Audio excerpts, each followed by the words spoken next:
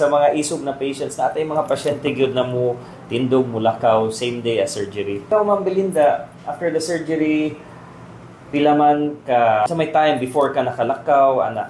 Pagkaugma gid Dok, nakalakaw ko. Congratulations day. Nakalakaw ko Dok niya. Kanang so nagamit ako walker kay one day pa man ko ato gikan sa pag-opera. Pero ang akong tiil din wa gyud siya sakit. Walay pain. Oo. Okay, that's important because daghan ba yung mga silingan nato moingon na hala, grabe na kasakit, ikakalakaw. And posible na tinuod na sa una pero karon sa naatay mga advances lahi naman karon. I think na the newer doctors will be learning these techniques at amo nang ginatudlo sa ilaha para parehanin mo makagawas. Wa may ganahan mo Stacy. And I think na, can you tell us unsa may mga bag-o na butang other things na mabuhat na nimo better than before? Katong before ko na operahan, di jud ko kaluto.